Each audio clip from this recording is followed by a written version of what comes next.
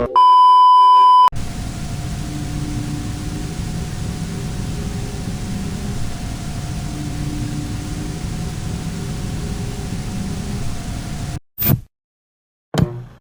never told anyone this before. Working at the slaughterhouse was awful. But what happened on the farm was much, much worse. The work on the farm was always the same, but I remember those few days particularly well. The blade slipped from my gloved hands, slick and red. It clattered on the solid dirt. I gripped the edges near my wrists and pulled them off like shed skin. The barn was hot. Sweat was dripping down my body and pooling on my palms, where the gloves used to be. The farm always smelled like ammonia and sweat and dirt. Sometimes after a fresh kill it smelled nearly sweet, like old pork. It was always unpleasant. I gagged when I thought of it. The pigs were really what made it so hot. Heat seeped from their large bodies in waves. I could feel it the second I entered the barn. They had thick skin, pale pink and covered in a thin layer of hair. Their eyes were black and shiny. They often held solid, intense emotion, fear, intelligence. I tried not to look at them too much. It made me uncomfortable. Farming wasn't a violent business. Sure, I killed, but I wasn't violent. Not like at the slaughterhouse. This job was different. Smaller demand and smaller supply meant time didn't matter as much. I didn't have to be so rough with the pigs if they didn't cooperate. I didn't get so mad either. My job was to take food to every pen, check their water, and help clean up. And when the time was right, when they needed to be sold, I would kill. I had been working at the farm for a while, when I found the fourth pig. That day, I came into the barn carrying a bucket of corn, soybeans, and barley. I balanced it against my chest and grunted. There were 3 pigs in every pen. There were 42 pigs on the farm. Except today, in the pen looming ahead of me, there were 4. I frowned. At first I thought I had miscounted, but there was an extra pig here. Carefully, I set down the bucket. The first 3 I could recognize, if you could recognize a pig. Not that I knew them well, but simply that they were familiar, and this 4th one was not.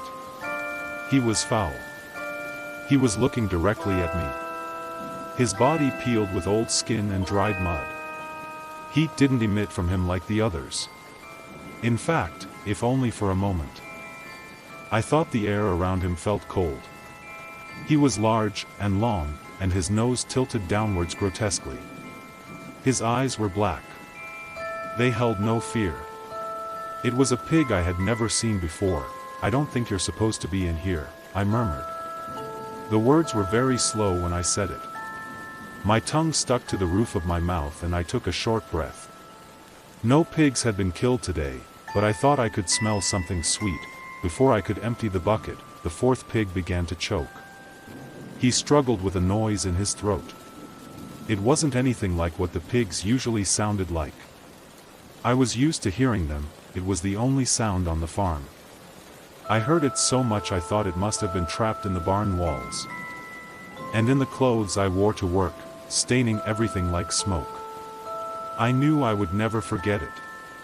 The sighs, the squeals, the grunts those pigs made. But the sound I heard now was different from all of that. It sounded strained. It sounded like it hurt. It was a low-pitched squeal followed by an organic scraping sound. It was hoarse and harsh, and reminded me of gagging. I knew what a pig larynx looked like. I had dissected one in high school, far before I knew I would end up killing them for a living. It's wide, white meat. The vocal folds are narrow, slit-like, and not made for the kind of noise this pig was attempting to make. A thought came to mind and I frowned. This pig was trying to talk. The pig kept opening and closing his mouth so I could see the red and black gums inside. Saliva was falling between his crooked, yellowed teeth. I immediately looked away. Maybe this pig was trying to talk. I dismissed the thought. I picked the bucket up again and made my way to a pen a few feet away. I could still hear the fourth pig making that sound. It was louder now. I could hear it above the rest of the pigs. That night I thought of the slaughterhouse. I needed to know if I had seen something like it before. The fourth one in a pen for 3. I needed to know if I had ever met a pig like that. Most of my memories of my old work were fuzzy. I had only been 19 when I first took the job. In the slaughterhouse there was only metal and blood. The air stank of warmth and iron. It stuck inside my lungs like an intruder. I could taste it. Even over all the bleach they were using, I could still smell it. Everyone was in a hurry, and everyone was angry. A lot of them didn't want to admit how angry they really were. They had to keep moving. There was all this pressure to get things done. The animals had to move. It didn't matter what the workers did to make that happen. The pigs were lifted by their back legs. They would be trembling, they were always trembling. But then they were stunned with electricity and shot once in the head. And after all that, the pigs needed to be scalded. They were submerged in boiling water till everything turned soft. The skin, hair, and filth scraped off in loose chunks. I quit my job at the slaughterhouse when a coworker killed his wife. He took her steam iron and struck her on the head. I didn't know what happened after that. I didn't know my coworker's thoughts, or what he did when he was finished, or how long the trial took. But I knew the man had been too angry to stop there, and when the police came for him, she was only exposed meat. I knew a violent place creates violent things. And I knew I had to leave. That's why I didn't work at the slaughterhouse anymore. That's why I tried not to think about it too much, about what could have been, or why I was still killing pigs. The rest of my night was restless with unpleasant memories. But I knew for sure this was my first time seeing a pig like that. The next morning was too hot. My skin stung in the air, and sweat dripped down my back and forehead. The fourth pig was still there. He was looking at me when I entered the barn. He didn't stop looking at me until I stood in front of the pen. And only then did I see the other pigs. They were in a pile in the corner. They were scrambling on top of each other like rats, and their high-pitched squeals clustered together like screams. They had pushed themselves against the wire fence, so it left dark red marks in their thick skin. They were trying to get away. They were terrified. Sweat fell down my back. I hated the sensation. It reminded me of spiders, or a person running their fingers down my spine. The feed bucket nearly slipped from my hands, but I caught it. I didn't want to spend any more time here than I had to. I wanted to get far away from this pen, and the pig inside, as soon as possible. You're still here, huh? I said. It was hard to say again. I didn't want to talk too loudly. I told myself it was because I didn't want the other workers to hear me, but truthfully, it was the way the pig was looking at me. That solid emotion was there, but it was different from the other pigs. He didn't look afraid. I didn't want to talk to this animal. It made me feel uncomfortable. But I still lowered my eyes to the ground and murmured, I don't think you're supposed to be here. I looked up again when the choking started. It was just like the day before. It was retching, opening its mouth wider and wider. It was making that noise again. What? Why are you? I jumped back. My wide eyes landed on the pig. The pig opened his mouth. The scraping noise was still coming from his throat.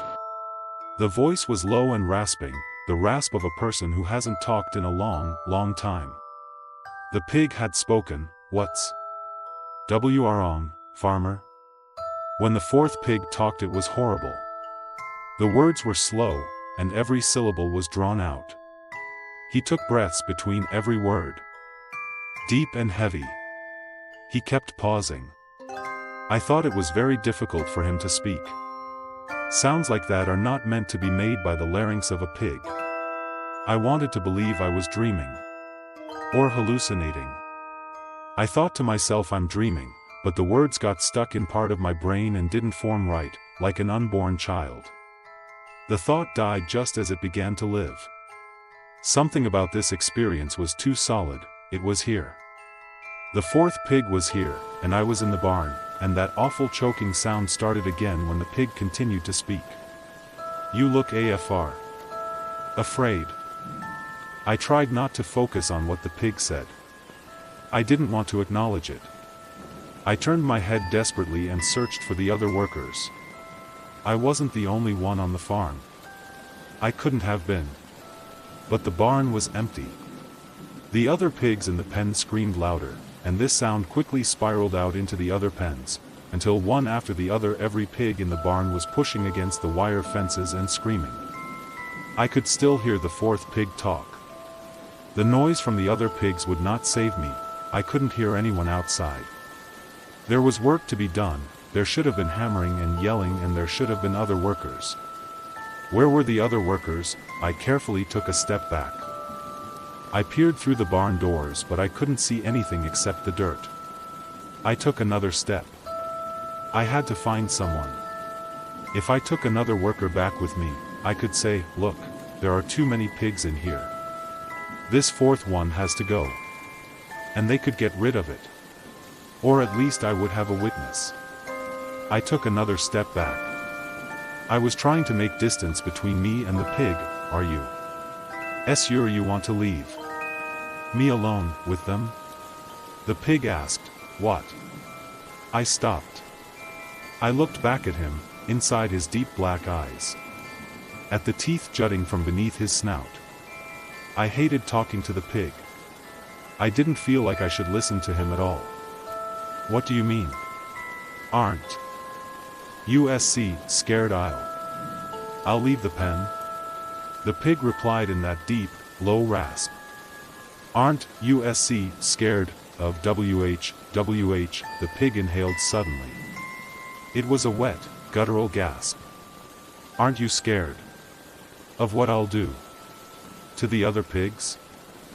I froze. I could feel my heart beating.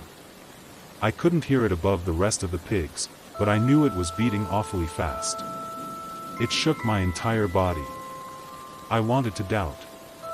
I wanted this all to feel far away, and hazy, like the dream it had to have been. But I didn't feel any of that. All I felt was the uncanny realness of this pig in front of me. I flinched as a figure entered the barn. Her head was tilted low so the brim of her hat obscured her face. When she tilted it back up, her eyes were narrowed.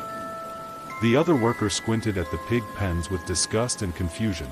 "Why are the pigs making that noise, Church?" she asked me. I looked at her. Then at the dirt, and back to the pig pen. I was trying to count the pigs inside, but they were moving too quickly. It was just body after body. And it was too loud. The words wouldn't stick in my head.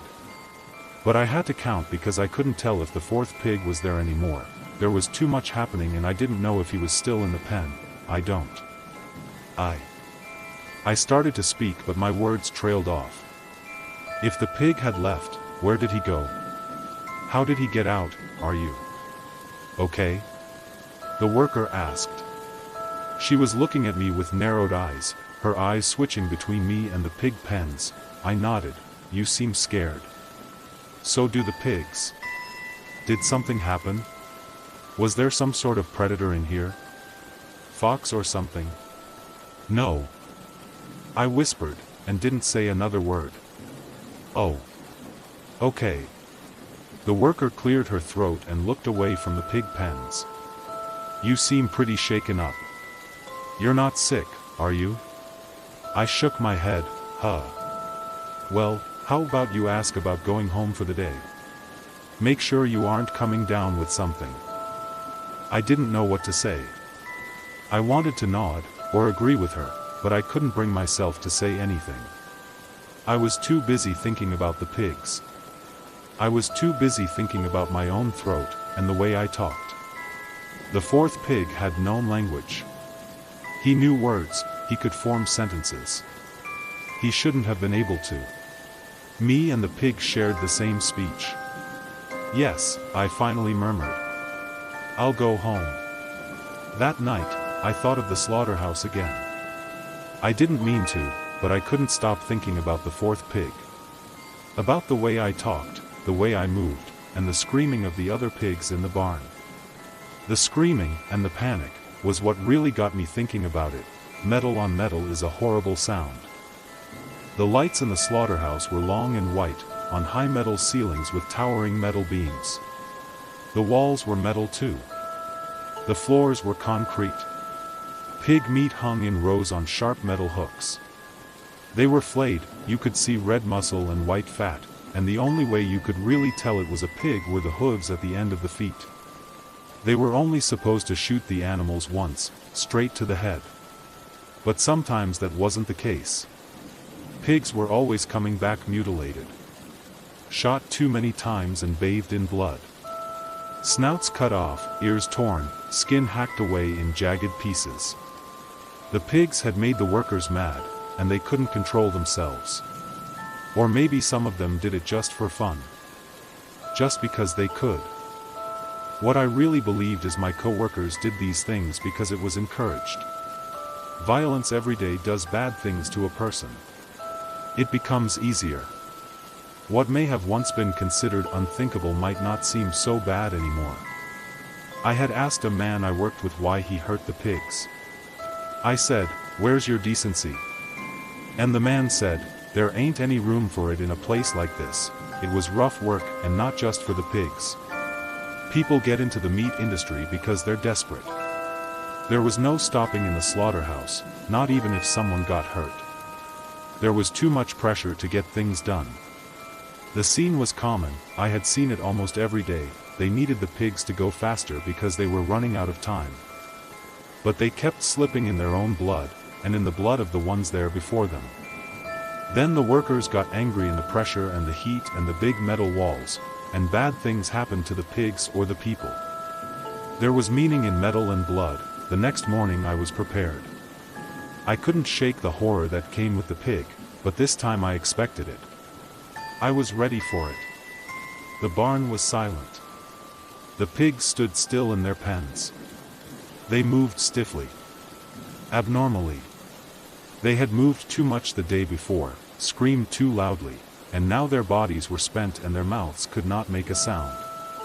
I came to the pen with the fourth pig. But the other pigs inside were gone. Their absence made me uncomfortable. So did the silence. So I stepped closer and told the remaining pig, the last pig, "You're behind the fence. What are you going to do?" "Nothing," replied the pig. "Yes," I jeered. "Because you are behind the fence." The more the pig talked, the more I realized he sounded like a sick person. I thought the pig must have felt his own throat scrape against itself, and the uncomfortable rawness it left behind. "I'm not scared," I said finally, because I wasn't sure what else to say. My hands shook when I said this, and "Oh," croaked the last pig. His black eyes were staring up at me. They were as dark and deep as the sea. "No, 'cause I've decided something." I took a step towards him. Cold shed from the pig in waves. "You can't be a pig. You're something else." "Oh yeah. Yeah. Pigs can't talk. Is that what separates humans and animals? Speech? No." I thought for a moment. But I wasn't really thinking about the answer to the pig's question. I was thinking about how me and the last pig spoke the same words. Our mouths built the same sounds. Our brains both knew the right noises to make, the right way to move teeth and tongue. We shared the same language, and this made me uncomfortable. It's intelligence. Emotion. Yes, but many animals are intelligent. Intelligent enough to love. And to be afraid. Then he had to stop. He took in deep, panting breaths. Each time he inhaled there was a quiet whistling noise. The pig opened his mouth, and only now did I realize thin blood was beginning to show on the pig's teeth. The pig inhaled, and said, "Intelligent enough to know what will happen to them here." "So what really separates you from them?" And I said, Why do you keep saying them like you aren't one? The last pig didn't say anything after that. So I took a deep breath. When I did this, I realized the smell in the barn had changed. It no longer smelled like blood or sweat or ammonia, but there was an overwhelming sweetness, and I asked, where did they go? Where are the other 3 pigs? I didn't know you cared about the pigs. I don't. Then why do you ask? Because this is wrong.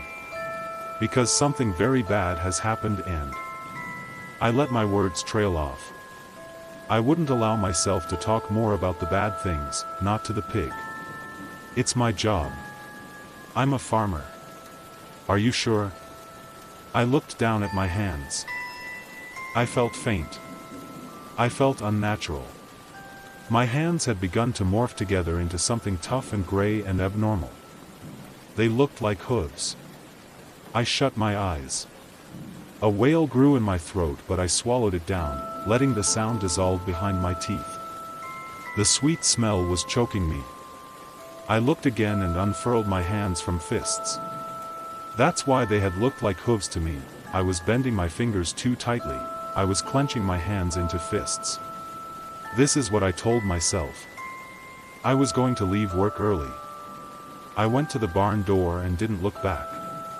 I couldn't see the last pig anymore because he was too far away. He was just another animal now, in a sea of live, pink meat. But it wasn't meat I was thinking about. It was the speech I shared with the pig. Language was once debated as an indication of humanity. Ancient people talked about a savage race with the heads of dogs. It was argued if they were considered human or not, because though their bodies were human, they only spoke in wails. Will you kill me when the day comes? The pig called out one last time, will you be able to, farmer? I couldn't stop thinking about it. The blood in the pig's mouth, the things he said. The silence of the barn. Could I avoid going back to work tomorrow? Was there even a point if the pig would occupy my thoughts? If it would haunt me like an old ghost, if it stuck to me like the cries of the pigs I'd heard for years? I was sick from thinking about it. It made me sick. I needed something to take my mind off of it, so I sat down for dinner. I took a meal from my freezer, gray pork and diced carrots. My knife cut through it slowly, like rubber. Eating wasn't heavy on my mind, but my stomach was empty and my mind was disturbed. I took a bite. I hated the way my teeth sank into it. My chewing was too loud. The more I ate, the more disgusting it became to me. I couldn't stop thinking about the last pig. I imagined the meat pulsing like breath. Nausea grew in my stomach, so I chose to look at an empty spot on my plate instead. The surface of the plate produced a dull reflection. What gazed back was a barely visible picture. It was my own body, malformed and blurred and repulsive. This reflection, this wretched mirror of myself, revealed a long gray shape. For limbs that ended with cloven points. It had large black eyes. This wasn't my body. I looked down at my hands and my legs and saw that I was still the same. I didn't bother to look at the reflection again, or at the meat on my plate.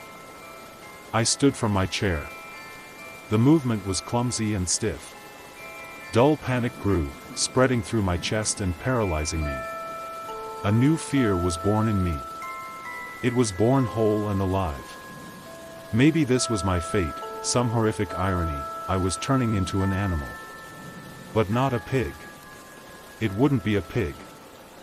The rest of the night was a fog of unease and sleep.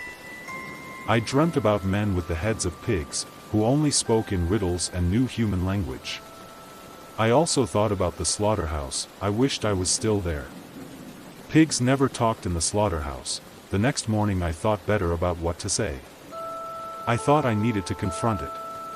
Stand up to it. I wasn't the same as a pig. I was above it. Wind stirred the dirt around the barn. I used to hear quiet sounds all the time. What could slip past the squeals of the pigs? The faint, slow drag of hooves. The creaking of the old wood walls. The distant conversation of other workers. But it occurred to me I never heard any of that anymore. I should have. The pigs didn't cry. The entire barn held its breath. How do you feel? The pig asked once I had come to him. The only one in the barn. The only worker among pigs. Do you feel big? Do you feel scared? I'm above you, I told the pig. I stood in front of the pen, far emptier than it should have been. I thought I might feel better if I said it out loud. You're just an animal. So why, you feel big, huh? The last pig stared at me for a longer moment. The light glinted off his eyes. Then the pig opened his mouth, and there was a small scratching sound, and the pig said in that low, rasping voice, if you're so different from the animals. Why did killing pigs make you think you'd kill a person? Why did you quit the laughter house, church? The pig was looking at me with dark amusement. It dawned on me that the pig's eyes made me think of something, beetles. The little black ones who came when the pigs died and the body wasn't cleaned up quick enough. When the sweet smell began to stain the barn. Only there weren't any beetles, and no pigs were killed, and the smell had been there for days. You say you're just a pig, I began. After that I would raise my voice. Only if I could muster it, in that quietness. I was above him. Well then, I dissected your kind in biology class. We opened your brain and cut your veins, and none of it mattered because you're only an animal. The pig stared back with his beetle eyes. Yeah. Is that right? What happens if one of these days something comes to you, something bigger than you, and it decides you're only an animal? He began to gag, and that whistling noise got worse. The last pig opened his mouth again. There was blood on his teeth. It was dripping out his mouth in thin, wet strings. I don't think you should talk anymore, I said. Sick of hearing from me? More blood fell. It stained his pink skin and crooked snout. Your body isn't built to make words.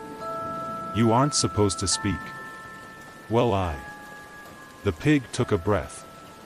I grit my teeth. You know what I think? My body buzzed with an angry anxiety. I was clenching my fists again. I tried not to look at my hands too much. I don't think you are a pig. I've told you before, but I mean it. You're not. The pig made a noise. It was another choking sound, but higher pitched.